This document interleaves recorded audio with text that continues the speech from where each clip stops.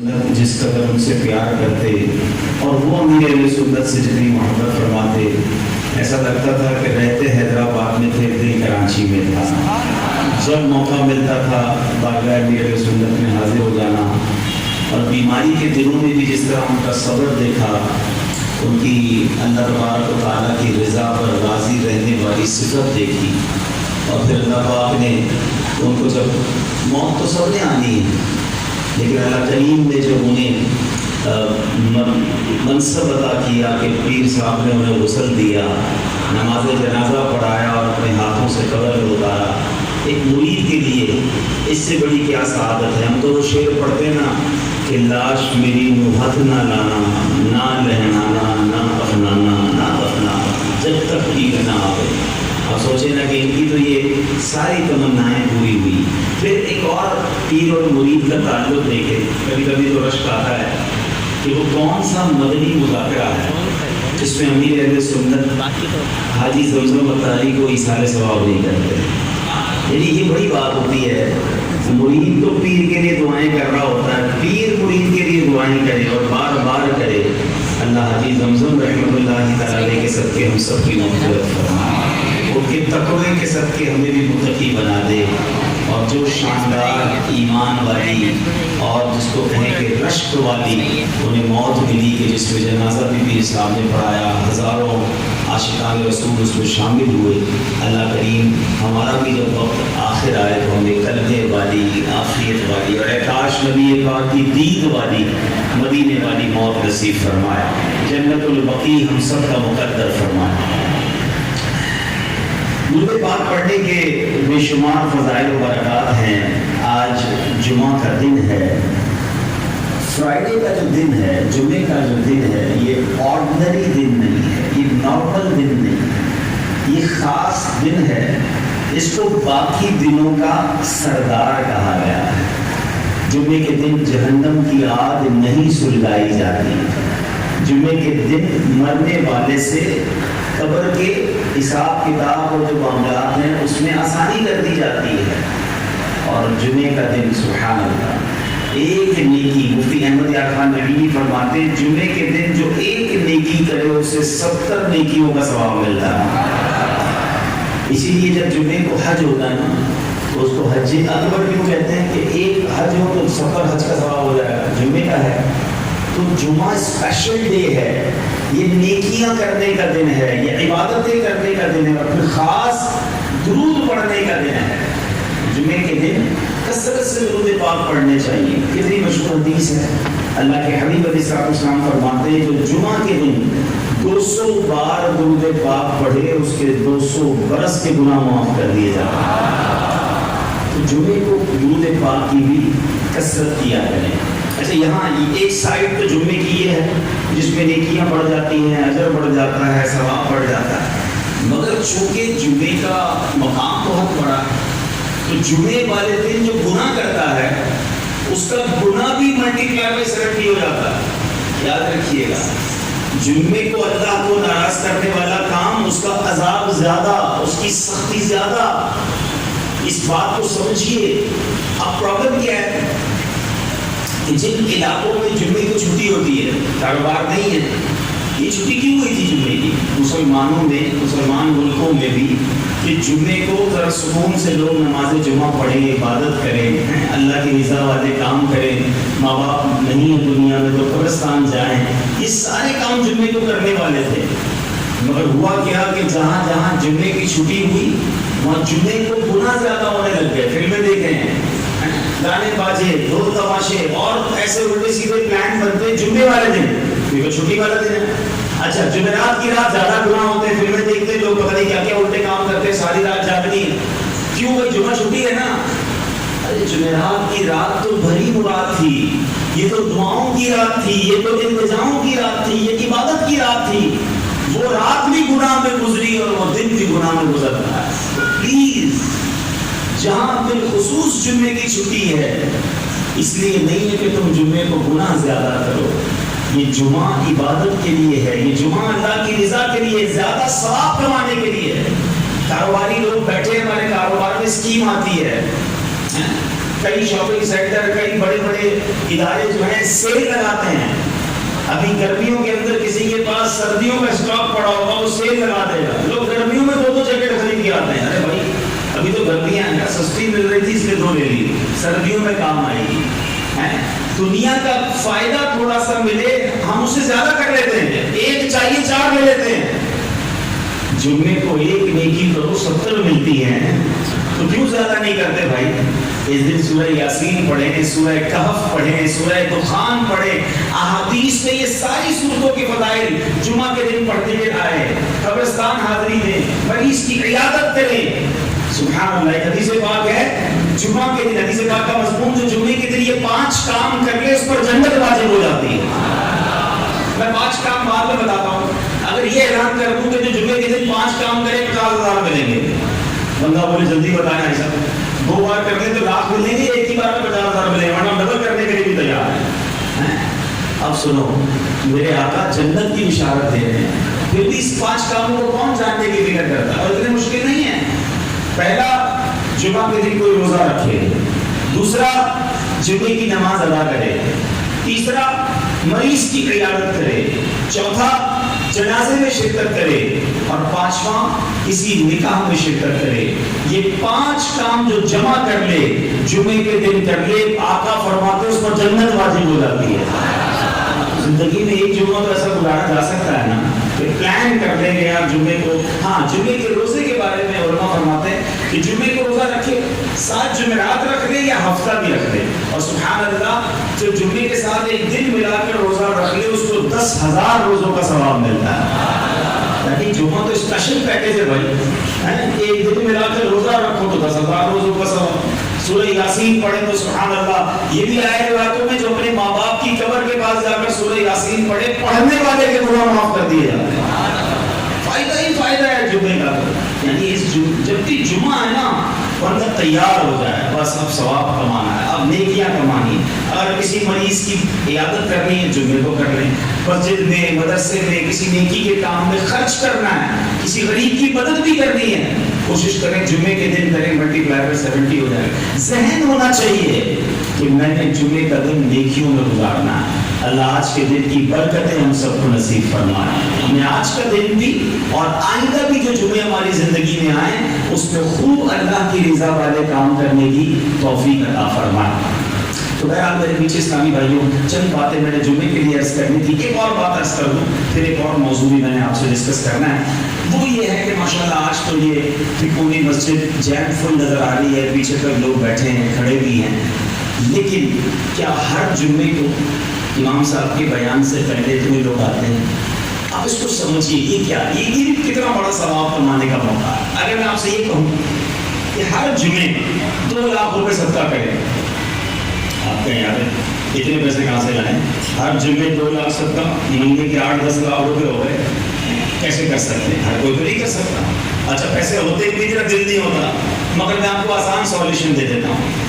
اللہ کے حبیب علیہ السلام فرماتے ہیں، حدیث پاک کا مضمون ہے، جمعہ کے دن سب سے پہلے مسجد میں آنے والا ایسا ہے جیسا اس نے اللہ کی راہ میں اونٹ صدقہ کیا.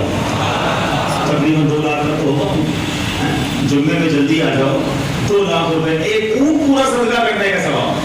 آپ کو فرماتے ہیں اس کے بعد آنے والا ایسا ہے جیسا اس نے گائے اللہ کی راہ میں صدقہ کی ہو. 1-1.5 لاکھ تو آج کم سے کم گائے کا بھی ریٹ ہے. فرمایا اس کے بعد آنے والا ایسا ہے جس نے بکری صدقہ کی ہو. پھر ایسا ہے جیسا اس نے مرغی صدقہ کی ہو. پھر ایسا ہے جیسا اس نے انڈا صدقہ کیا ہو. اس کا مطلب کیا ہوا؟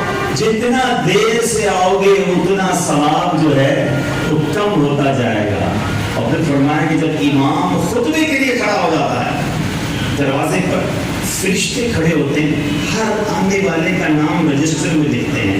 مگر جب امام خطبے کے لیے کھڑا ہو جاتا ہے، فرشتے اس رجسٹر کو بند کرتے ہیں اور خود بھی خطبہ سننے بیٹھ جاتے ہیں. اس کا مطلب یہ ہوا کہ جو جتنا دیر سے آتا ہے اس کا ثواب کم ہوتا جاتا ہے. اور جو مبارک ہو تمہارا استقبال مسجد کے دروازے پر فرشتے کرتے ہیں.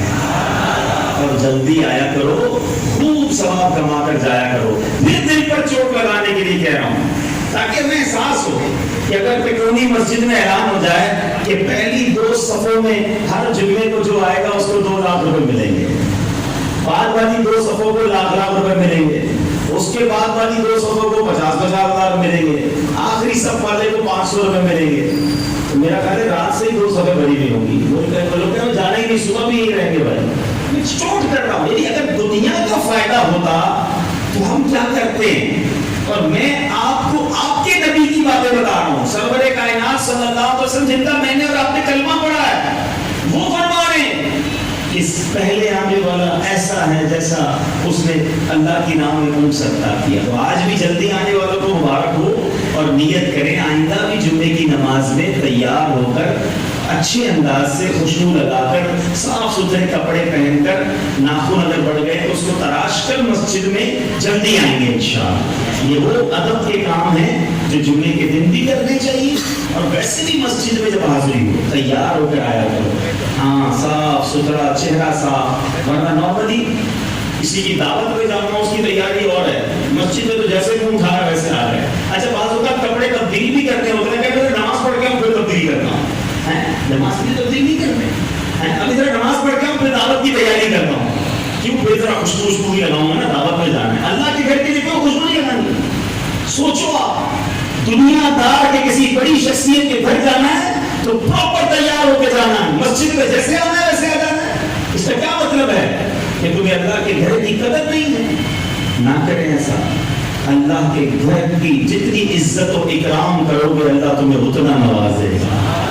خالق کا گھر ہے، مالک کا گھر ہے، ادب کرو یہاں آ کر، صفائی کا خیال رکھو، شور نہ مچاؤ.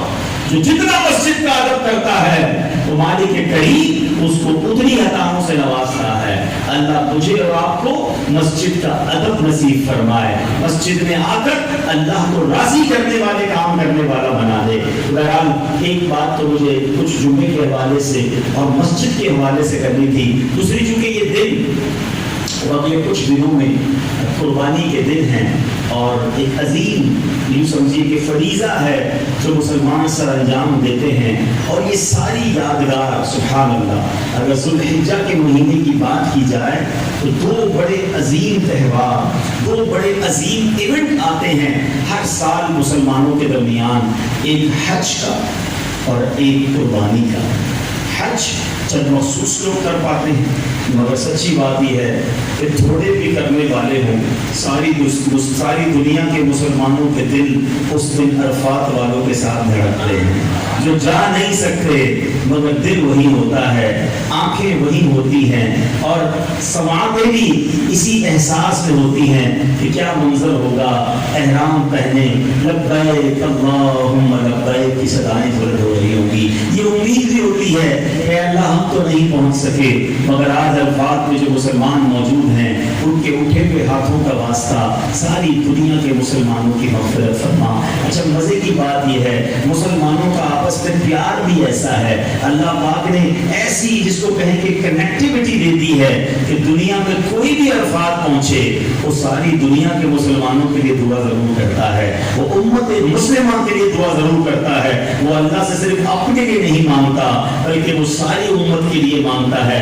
تو ہمیں ایک فیلنگ ضرور ہوتی ہے کہ ہم تو نہیں پہنچ سکے، جو ہمارا بھائی پہنچا ہے وہ ہمیں بھولے گا نہیں، وہ ہمیں ہمارے لیے بھی رب کی بارگاہ میں ضرور مانگے گا.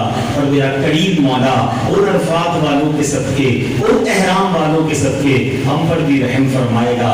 تو بہرحال وہ دن پھر آنے والے ہیں اور قسمتی سے 2 سال ہونے کو آئے. اب اس طرح کھل کر حج کے معاملات نہیں ہو رہے. یہاں بھی ایسے لوگ ہوں گے جو حج پر جانے کے لیے تیاری بھی کر چکے ہوں گے، عمرے پر بھی جاتے رہتے ہوں گے، مگر یہ 2 سال ایسے گزرے جو شاید ہم زندگی میں کبھی نہ بھول سکیں. ہم اللہ سے دعا کرتے ہیں اب یہ والا حج ایسا آخری حج ہو میرے مولا، اب مکے مدینے کے راستے کھل جائیں، اب آسانیاں ہو جائیں اور ہمیں بھی جلدی جلدی حاضری کا شرف مل جائے. مگر حج بیسیکلی یاد کس کی ہے؟ حج کے کئی ارکان وہ یاد ہیں حضرت ابراہیم علیہ السلام کی، بی بی حاجرہ رضی اللہ تعالی عنہا کی، حضرت اسماعیل ذبیح اللہ، اللہ اکبر. یہ کیسی ہستی ہیں کہ ان کی یاد میں ساری دنیا کے مسلمان قربانی کرتے ہیں.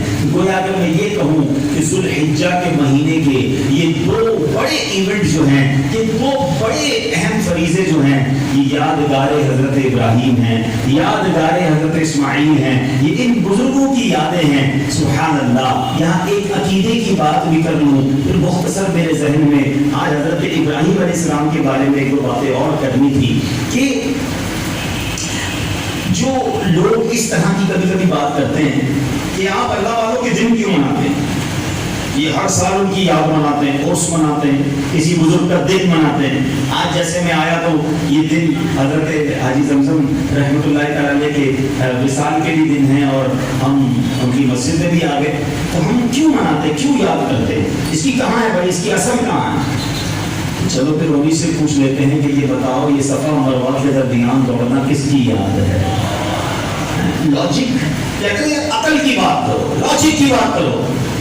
بھائی حضرت بی بی ہاجرہ صفا مروہ کے درمیان ایک ریزن کی وجہ سے دوڑی تھی کہ ان کا بچہ پیاسا تھا. حضرت اسماعیل کو پانی کی تلاش تھی، ماں بے قرار تھی، ایک پہاڑ سے دوسرے پہاڑ تک جاتی، دوسرے پہاڑ سے پہلے پہاڑ پر آتی، پانی نہیں مل رہا تھا، ماں کی بے قراری تھی. ایک اور مزے کی بات بتاؤں، بیلین اخضرین، آپ کو صفا مروہ کے درمیان سبز لائٹیں نظر آتی ہیں. اللہ پاک آپ سب کو بار بار جانا نصیب فرمائے. جو گئے ہیں وہ جانتے ہیں سبز لائٹوں کے درمیان دوڑنا ہوتا ہے، اس کے بعد نارمل چلنا ہوتا ہے. یہ کیوں بھائی؟ یہ اسی جگہ دوڑنا ہے. سنو اس کی لاجک کیا ہے.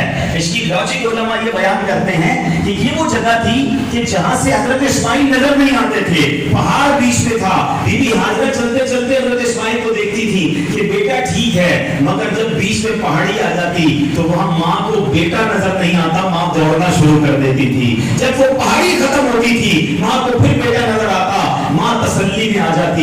ارے مجھے ایک بات کا جواب دو، اب کون سا بچہ پیاسا ہے، اب کس کو پانی کی ضرورت ہے، اب کون ہے جو نظر نہیں آ رہا؟ مگر اللہ کو اس ماں کی ادا ایسی پسند آئی. دنیا میں کسی کا عمرہ کمپلیٹ نہیں ہوگا، حج مکمل نہیں ہوگا جب تک صفا اور مروہ کے درمیان یہ دوڑ نہ لگائی جائے، یہ جناب پیدل نہ چلا جائے. مجھے بتاؤ یہ کس کی یاد ہے؟ اللہ کریم نے صفا اور مروہ کی اس نشانی کو، اس نشانی کو باقی رکھا. ساری دنیا کو پتا چل جائے کہ بی بی ہاجرہ نے اپنے بیٹے کے لیے پانی کی تلاش میں جو دوڑ لگائی تھی رب کو پسند آ گئی اور اللہ نے اس سعی کو واجب قرار دے دیا. تو پتہ یہ چلا کہ صفا مروہ یہ ولیہ کی یاد ہے. اچھا ایک اور اللہ کی دیکھیں شان دیکھیں، شریعت کا حسن دیکھیں.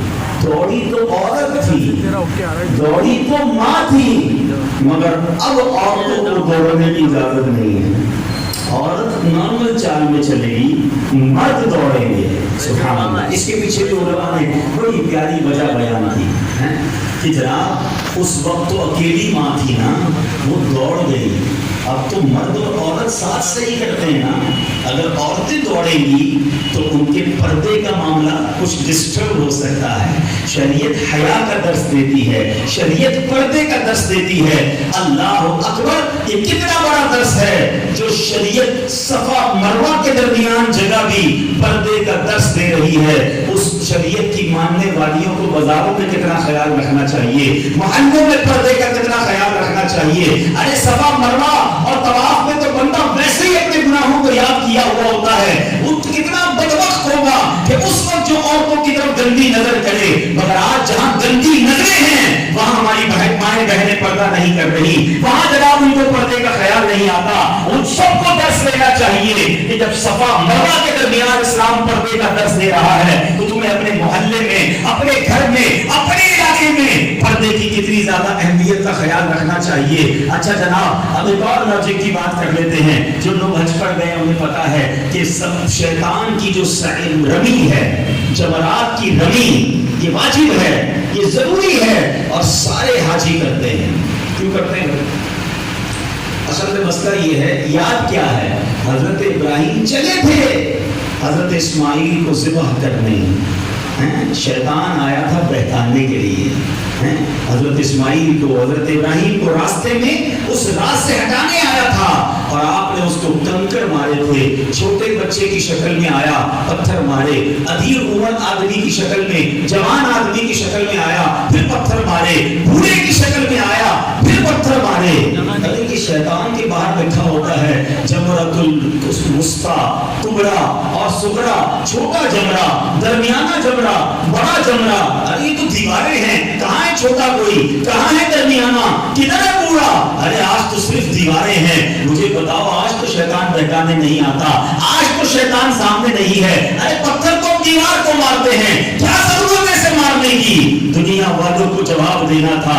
اللہ کو حضرت ابراہیم کی ادا ایسی پسند آئی کہ جب جب حج کرو میرے خلیل کی یاد کو تازہ کرو. تو اے خوش نصیبوں, اے اولیاء, صحابہ اور نبیوں کے ماننے والوں, اس پہ کوئی حرج نہیں اگر سال میں ایک بار سخی عبدالوہاب شاہ کا عرس منا لو, سال میں ایک بار, بلکہ ہر مہینے غوث پاک کی 11ویں مناؤ. اللہ والوں کی یاد ہی تو حج ہے, اللہ والوں کی یاد ہی تو عمرہ ہے. ارے عقل کہتی ہے اب وہ کام تو نہیں رہا, کیوں دوڑایا جا رہا ہے, کیوں پتھر پر لائے جا رہے ہیں؟ اللہ اکبر, میرے رب کی یہ شان ہے کہ میرے رب کے علم پہ تو سب تھا نا کہ بعد میں آئیں گے کچھ لوگ اعتراض کرنے والے کہ اللہ کی یاد کیوں مناتے ہو. حج میں ساری یادیں باقی رکھ دی گئی. سبحان اللہ و بحمدہ, سبحان اللہ العظیم. اللہ کریم ہمیں اللہ والوں کی محبت نصیب فرمائے, ان کے طریقے پر عمل کرنا نصیب فرمائے. ان کی یاد میں بھی اللہ ہی کی یاد ہے. مجھے بتاؤ نا, آج ہم نے حاجی زمزم کی بات کی, اس پہ کیا سیکھنے کی کوشش کی؟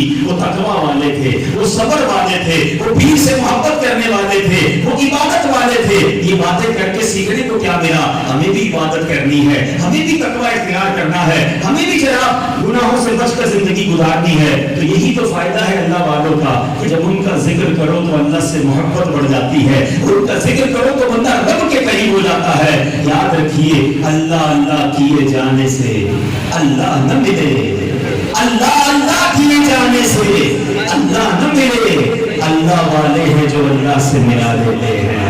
یہ کنیکٹیوٹی ہے. ہم گناہگار ہیں, ہم ان کے نیک بندوں کے ذریعے رب کے پاس جائیں گے, رب کی خاص انشاءاللہ رحمتیں برسیں گی. تو بہرحال میرے پیچھے اسلامی بھائیوں, حضرت ابراہیم خلیل اللہ کمال کی ہستی ہیں اور کمال کی ان کی سیرت ہے. آج چونکہ وقت تھوڑا ہے, آج رات میرا انشاءاللہ نیمن سوسائٹی کا بیان ہے, تو وہاں میری نیت ہے کہ جو یہ قربانی کا سفر تھا, ہم بقرہ عید پہ بکرے بھی کاٹتے ہیں, گائے بھی کاٹنا چاہیے, اور جس پر واجب ہے اس واجب کو پورا کرنا چاہیے.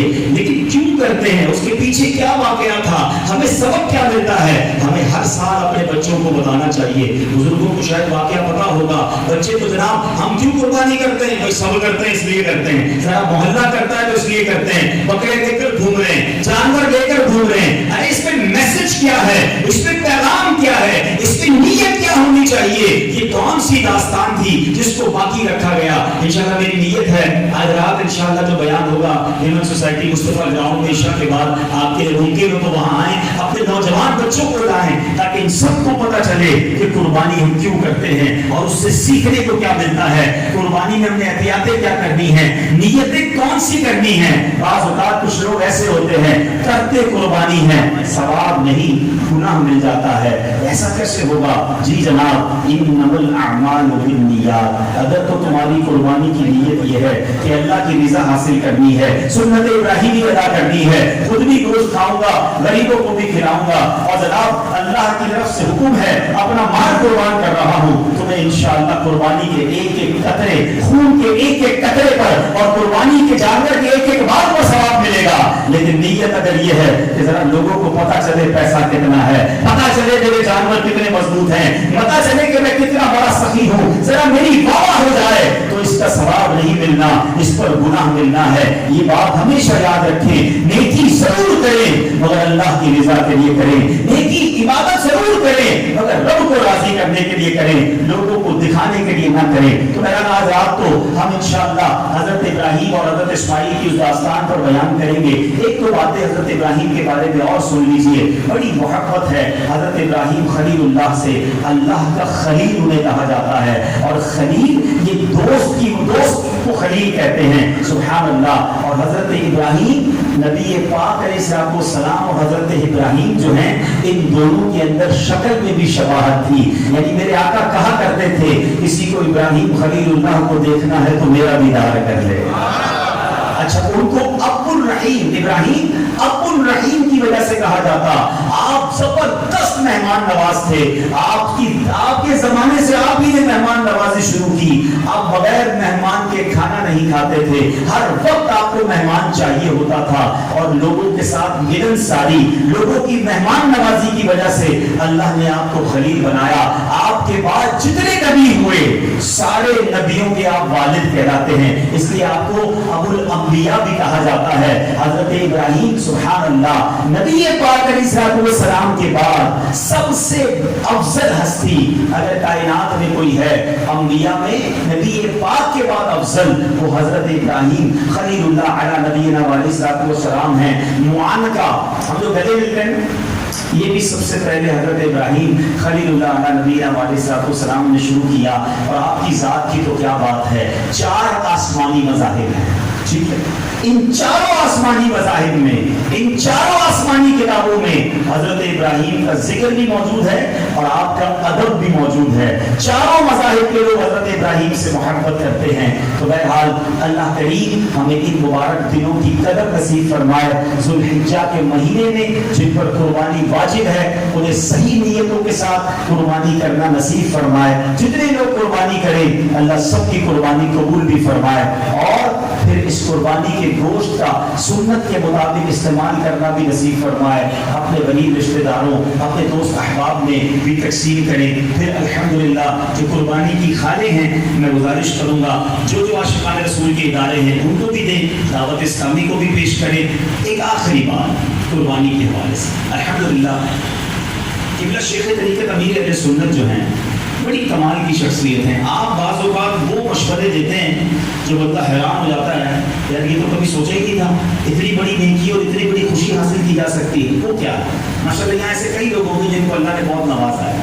اور ماشاءاللہ ہم نے یہ بھی دیکھا کہ لوگ نبی پاک علیہ السلام کے نام کی قربانی نہیں کرتے. بالکل کرنی چاہیے. بلکہ اگر آپ 4 جانور کر رہے ہیں 3 کر رہے ہیں جو سب سے اچھا جانور ہونا وہ آقا کے نام پر قربان کر رہا ہے. کیا پیش کرے جانا کیا چیز ہماری ہے. یہ دل بھی تمہارا ہے یہ جان بھی تمہارا ہے. سارا سب کہیں نبی پاک کا مل رہا ہے. اچھا پھر یاد ہے آپ کو میرے آقا جب حجۃ الوداع کے لیے گئے تھے تو مینا کے میدان میں میرے آقا نے امت کے نام کی قربانی بھی کی. آقا ہمیں یاد رکھتے تھے قربانی کے بعد. آپ یاد رکھتے ہیں کہ نہیں؟ اچھا پورا جانور نہیں کر سکتے ایک حصہ نبی پاک کے نام پر کریں. اچھا گوشت تو آپ ہی کو مل گیا نا. اچھا کوئی یہ نہ سمجھے نبی پاک کو معاذ اللہ ضرورت ہے ہماری قربانی. ان کو کوئی ضرورت نہیں ہے. آقا کے نام پر قربانی کرو گے باقی سارے حصے بھی قبول ہو جائیں گے انشاءاللہ. ان کے نام کی برکت سے بیڑا پار ہو جانا ہے. یہ محبت کی باتیں ہیں. ٹھیک ہے نا. اچھا اب یہاں جو مشورہ دینا چاہ رہا ہوں جو ابھی اہل سنت سے سیکھا کہ نارملی جب ہم قربانی کرتے ہیں ہمارے گھر پہ ہمارے ملازمین آتے ہیں ہمارے رشتہ دار آتے ہیں غریب پڑوسی بھی آتے ہیں اور ہم ان کو گوشت بانٹتے ہیں. اچھی بات. اب مثال کے طور پہ ایسا کریں کہ اگر اللہ نے آپ کو وسعت دی اور آپ کو نفلی قربانی کر رہے ہیں غوث پاک کے نام کی کر رہے ہیں والدین کے نام کی کر رہے ہیں یا جناب نبی پاک کے نام کی کر رہے ہیں آپ ایک جانور پکڑا ہی ہو بے شک اور اللہ نے آپ کو وسعت بھی دی ہے آپ کسی رشتہ دار کسی ملازم کسی غریب کو وہ بکرا دلا دیں. ٹھیک ہے. اور مزے کی بات یہ میرے رسول فرماتے بکرا دلائیں نہ بلکہ اس کو بکرے کے بھی پیسے دے دیں کہ خود جا کے خرید کے آؤ. اب جو اپنے بچوں کو لے کر منڈی خریدنے جائے گا وہ بندہ جو روزانہ آپ ہر عید کو آپ کے گھر گوشت لینے آتا تھا اس نے تو کبھی سوچا بھی نہیں ہوگا میرے گھر قربانی ہوگی مگر اب وہ اپنے بچوں کو لے کر منڈی جا کر بکرا خریدے گا. اس کے بچوں کی خوشی کا عالم کیا ہوگا جب وہ بکرا اس کے گھر آ جائے گا. امیر رسول فرماتے اس کو چارے کے پیسے بھی دینا کسائی کے پیسے بھی دینا. وہ غریب کہاں سے کھلائے گا اس کو تو بچوں کو کھلانے کی پرابلم ہے. اب جب وہ 10 دن 8 دن اس کے بچے روز اس جانور کو گھمائیں گے ان کی آنکھوں میں جو خوشی ہوگی ان کی جو عید ہوگی ان کی تو روز عید ہو جائے گی. اب جب عید کے دن کو قربانی کرے اسے پہلے سے بتا دینا یہ قربانی نبی پاک کے نام کی ہے کر کے آپ لوگ گوشت کھا لینا تقسیم کر دینا. یہ جو غوث پاک کی ہے میرے دادا دادی کی ہے میری ماں کے نام کی ہے اب اس کو دے دیں. اب آپ سوچیں کہ وہ شخص جو ہر سال صبح تھیلی لے کر آپ کے گھر گوشت دینے آتا تھا، آج اس کے گھر قربانی ہو رہی ہے اور وہ اپنے غریب رشتہ داروں کو گوشت بانٹ رہا ہوگا۔ آپ بلیو نہیں کر سکتے، ایک بار اس کو پریکٹس کر کے دیکھنا۔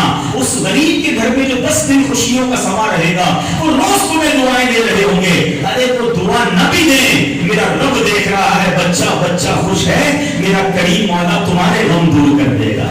اب یقین کریے، جب سے سنا اور جب سے اس کو پریکٹس کیا ہے، جن دوستوں نے کیا وہ سب آ کے بتاتے ہیں اب حقیقی عید کا مزہ آنے لگا ہے کہ آج کسی ہماری وجہ سے کسی اور کے گھر میں بھی عید ہو رہی ہے۔ تو جن کو اللہ نے نوازا ہے، ایک تو وہ جانور اپنے کم کر لو، وہ 2 جانور کسی غریب کے گھر میں کرواؤ اور پھر دیکھو اس کی برکتیں۔ اور اگر اللہ توفیق دے تو ایک سیدوں کے گھر میں بھی جانور بھیجیں، کسی سید خاندان کے گھر میں عید کروا دو، بڑے غریب سید بھی موجود ہیں، اور کیا مزہ آئے کہ آپ کسی سید کو قربانی کا جانور دلائیں اور اسے کہیں اپنے نانا جان کے نام پر قربان کر دیں، میرے آقا کے نام پر آپ کے گھر میں قربانی ہوگی، یہ پنجتن پاک کے نام کا جانور ہے، اے سید خاندان اب آپ اپنے گھر میں کاٹیں اور آپ ہی اس کو تقسیم کر دیں۔ اللہ اکبر۔ جب نبی پاک ملاحظہ فرمائیں گے، خاتون جنت دیکھیں گی، مولا علی دیکھیں گے کہ میرے نواسوں اور میری آل کے گھر میں میرا یہ غلام قربانی کروا رہا ہے، پھر دیکھو وہاں سے کیسی عطائیں ہوں گی۔ سبحان اللہ۔ اللہ پاک ہمیں یہی وہ بات ہے جو میں بیان کے شروع میں کہہ رہا تھا،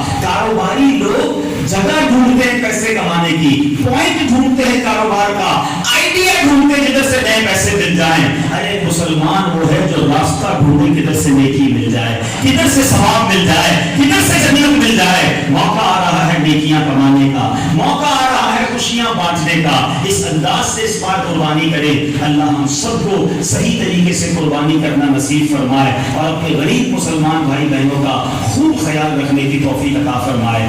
آمین بجاہ نبی امین صلی اللہ تعالی